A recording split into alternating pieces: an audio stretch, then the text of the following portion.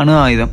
இன்னைக்கு எந்த ஒரு நாடு எடுத்துக்கிட்டாலும் ஒரு நாட்டுக்கு இன்னொரு நாட்டுக்கும் பிரச்சனைனா அசால்ட்டா அணு ஆயுதம் அணு ஆயுதம்னு சொல்லிட்டு ஆளாளுக்கு அடிச்சுக்கிட்டு இருக்காங்க.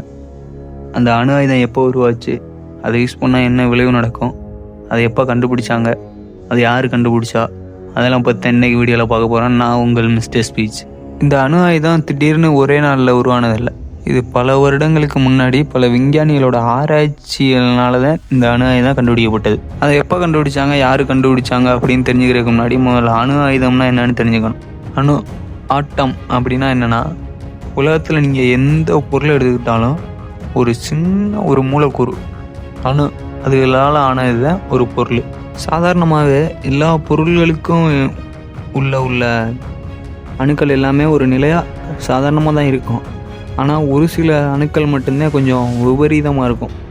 அதாவது சக்தி வாய்ந்ததாக, கட்டுப்படுத்த முடியாததாக இருக்கும். அப்படிப்பட்ட அணு தான், அந்த சக்தியை வச்சு தான் அணு ஆயுதம் அப்படிங்கிறத கண்டுபிடிச்சாங்க. சரிப்பா, அது என்ன அணு சக்தி வாய்ந்ததாக இருக்கும்னு கேட்டிங்கன்னா, யுரேனியம். இந்த யுரேனியத்தை உடைக்கும் போது நம்ம நினச்சே பார்க்க முடியாத அளவுக்கு மிகப்பெரிய சக்தியாக வெளியே வரும். அந்த சக்தியை கட்டுப்படுத்திட்டாங்கன்னா அதுதான் மின்சாரம். அதுலேருந்து தான் மின்சாரம் கண்டுபிடிக்கிறாங்க. ஆனால் அது கட்டுப்படுத்த முடியலை. அது கட்டுப்படுத்த முடியாத அளவுக்கு சக்தி பெருசாகிக்கிட்டே இருக்குது. பவர் எக்ஸாஸ் ஆகிட்டே இருக்குன்னா அதுதான் ஆட்டம் பாம், அணு ஆயுதம். அதாவது இன்றைக்கி நியூக்ளியர் வெப்பன் சொல்லிக்கிருக்காங்கல்ல உலக நாடுகள்லாம், அந்த நியூக்ளியர் வெப்பன் தான் அது. அப்படி அந்த யுரேனியத்தை உடைக்கும் போது சக்தி வெளியே வருது பார்த்தீங்களா, அதுக்கு பேர் என்னென்னா நியூக்ளியர் ஃபிஷன். நியூக்ளியர் ஃபிஷன்னா என்னென்னு கேட்டிங்கன்னா, அந்த அணுவை உடைக்கிறோம்ல, அதை வச்சு அதுக்கு பேர் அணுக்கரு பிளவு. இதை நம்ம சயின்ஸ்லேயே படிச்சிருப்போம். அதை தான் இங்கே யூஸ் பண்ணியிருக்காங்க, நியூக்ளியர் ஃபிஷன். யுரேனியம்னு ஒரு அணு இருக்குது. அதை இப்படி உடைச்சோம்னா அவ்வளோ பெரிய சக்தி வெளியே வரும் அப்படின்னு யார் முதல்ல கண்டுபிடிச்சா அப்படின்னு கேட்டிங்கன்னா, 1938 ஜெர்மனியில் ஓட்டோ ஹேன் மற்றும் இன்னொரு ஆள் யாருன்னு கேட்டிங்கன்னா ஃப்ரிட்ஸ் ஸ்ட்ராஸ்மன். இவங்க 2 பேரும் சேர்ந்து தான் இப்படி ஒரு அணு இருக்குது, இதை உடைச்சா அதுலேருந்து மிகப்பெரிய சக்தி வெளியே வரும் அப்படின்னு முதல்ல கண்டுபிடிச்சாங்க. இவங்க 2 பேரும் ஒரு அணுவை எப்படி உடைக்கிறது, அதுலேருந்து சக்தி வெளியே வரும் அப்படின்னு தான் கண்டுபிடிச்சாங்க. ஆனால் அதுக்கப்புறம் இவங்களுக்கு பின்னாடி லைஸ் மெய்ட்னர், ஓட்டோ ஃப்ரிட்ஸ், இவங்க 2 பேரும் சேர்ந்து தான் இந்த செயல்முறை, அதாவது அணுக்கரு இப்படி உடையும் அப்படிங்கிறத விளக்கி அதுக்கு நியூக்ளியர் ஃபிஷன், அணுக்கரு பிளவு அப்படின்னு ஒரு பேரையாக வச்சாங்க. ஒரு யுரேனியத்துக்கு உள்ள புரோட்டான் அப்புறம் நியூட்ரான், இந்த 2 மூலக்கூறுகளை வச்சு தான் அணு ஆயுதம் அப்படிங்கிறத கண்டுபிடிச்சாங்க. புரோட்டான் அப்படிங்கிறது ஒன்றும் இல்லை, ப்ளஸ், அதாவது இந்த ப்ளஸ் சிம்பிள் போட்டிருக்குல்ல, இதுதான் புரோட்டான். இது மின்னூட்டம் உடையது. நியூட்ரான் அப்படிங்கிறது நியூட்ரலாக உள்ளது, அதில் மின்னூட்டம் கிடையாது. இந்த யுரேனியம் இருக்குல்ல, அதில் புரோட்டான் நியூட்ரான் ப்ளஸ்ஸு, அப்புறம் அது இன்னொன்று 0 நியூட்ரலாக இருக்கும்.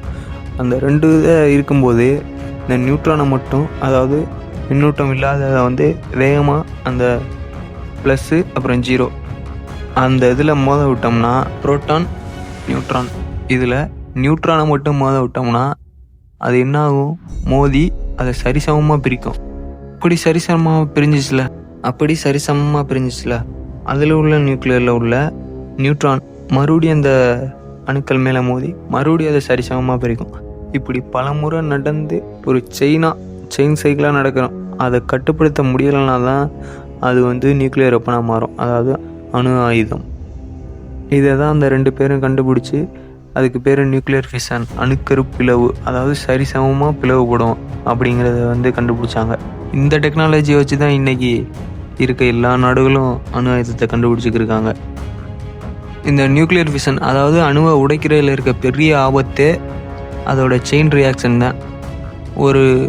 ஒரு அணுவை உடைச்சோம்னா அது பல நியூட்ரான்களை வெளியிடும். அப்புறம் அந்த நியூட்ரான் என்ன பண்ணணும்னு பார்த்தீங்கன்னா, மறுபடியும் அந்த அணுவை நம்ப முடியாத அளவுக்கு உடைச்சி மறுபடியும் அது பல அணுக்களாக மாறும்.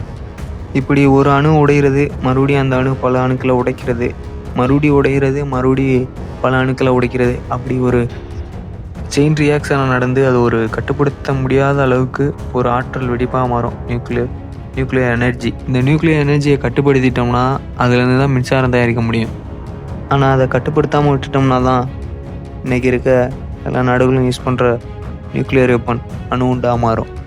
என்ன தான் இந்த சயின்டிஸ்ட்லாம் கண்டுபிடிச்சி பேர் வச்சுருந்தாலும், ஆனால் அதுக்கு அடிப்படை யோசனை கொடுத்தது யாருன்னு பார்த்தீங்கன்னா ஆல்பர்ட் ஐன்ஸ்டீன் தான். அவரோட ஒரு ஃபார்முலா இருக்குது, E=mc². இந்த ஃபார்முலா மூலமாக அவர் சொல்ல வர்றது என்னென்னா, ஒரு பொருளில் உள்ள சிறிய அளவு மூலக்கூறு கூட மிகப்பெரிய ஆற்றலாக மாற முடியும் அப்படிங்கிறது தான்.